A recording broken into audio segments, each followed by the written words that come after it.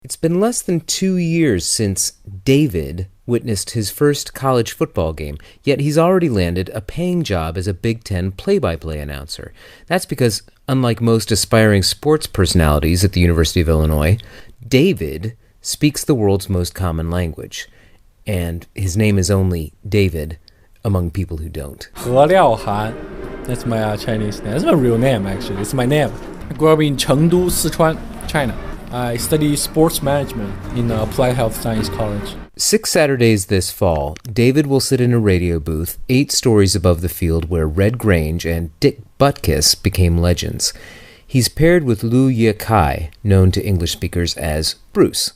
Together, these two undergrads deliver the first Mandarin language simulcast of American college football. It sounds like this. 这次的集体，差点被直接扔到金口！哎呀，金口这次开球，这次集体直接被拨到了口袋。我跟黄总说，这次立大功了，直接打对一次打，真的，我的天哪！ If you didn't catch that, what they said was touchdown. Bruce has more experience with football than David. He first discovered the game as a foreign exchange student in Kansas City, and he learned the game's complex rules the same way many American kids do. By playing video games. I have a funny story because I started playing Madden games. That's basically how I learned all the rules. I have an uncle, he follows football, and things that I don't know, I just ask him. Bruce says knowing the rules, the purpose of football, is key to engaging a Chinese audience. I wouldn't say they have no interest, they are not exposed to the game. Maybe just by listening to our broadcast, explaining the rules, there's great potential that they really like this. David thinks football has great potential for finding a fan base in Asia, noting that pro football has already gained an audience in China. NFL is doing great in China. They're bringing all this game to TV right now.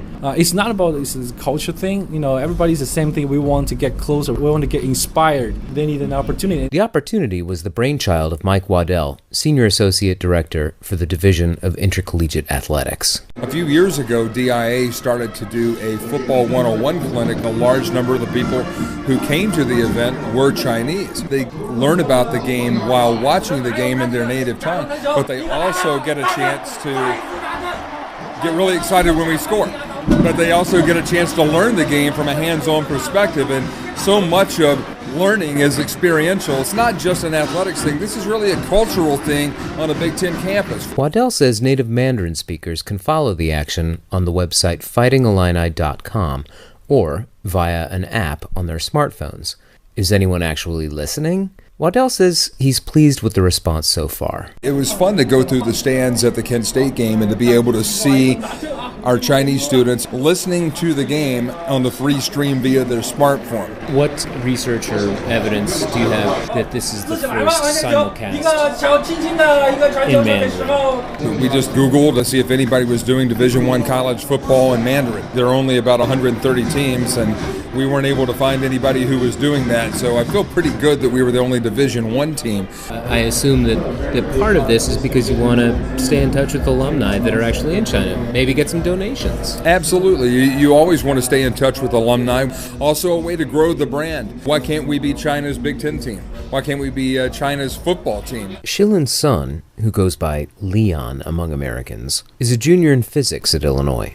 He listened to the Mandarin simulcast and thinks David and Bruce are hitting the right tone to attract a Chinese audience. Specifically, he says they're far more animated than American broadcasters. I think is pretty similar to Mandarin broadcast in China. Very emotional, because you have to be very passionate about the sport and then get the audiences engaged. Sun grew up speaking both Mandarin and the language native to his hometown of Guangzhou, which is Cantonese.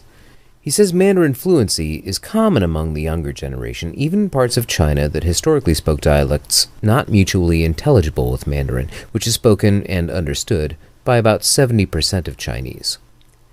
As for football comprehension, Sun agrees with Bruce Liu's assessment that many Chinese need someone to explain the game to them in their own language. Personally, I don't watch American football that much. One of the reasons is because I don't quite get it. And if that will be a Mandarin version of it, I'll be more easy to get information that's in the match and then explain the rules of American football, and that will improve our understanding of the whole game. A 2014 master's thesis titled From China to Urbana-Champaign, A History of 100 Years, is posted on YouTube. Its author, Jing Zhu, earned a degree in journalism at Illinois. This documentary says the infusion of Chinese students began in 1909 under University President Edmund James, with assistance from U.S. President Theodore Roosevelt. Today, Chinese nationals account for a full 12% of the student body, according to Vice Provost Chuck Tucker. But the Zhu documentary notes that most Chinese students return home once they graduate and never integrate into the larger student body. That's not been the experience for David and Bruce. In my major, I'm the only Chinese there, so there's no way I can hang out with other Chinese. Same with me, because I don't do engineering or business. That's where 80% of the Chinese students are studying. I try to get involved with the whole student body. And what do they hope to get out of it? Can they see a future in broadcasting? David is optimistic. I don't know what will happen in the future, but this is a great opportunity. I like sport, that's why I study sports management. I want to do something that I like. Here, students, they think they don't like football. After one game or two, they fall in love with it, and they ask me, hey, thank you for reaching out. This is a great experience. I hope you can reach out more people. We're trying our best to bring everyone together, one school. Bruce is an agricultural financing major, but he admits his heart is in sports. This is kind of like my dream job. Although my major had nothing to do with this, I've kind of considered sports major before I get on this campus, but after I talked to my parents, I compromised my interest to study something that more wanted to get in the job market. But there's an opportunity, and I can take advantage of, definitely, because this is something I really love to do, and we'll see what happens. For Illini Report, I'm Rob McCauley in Champaign-Urbana.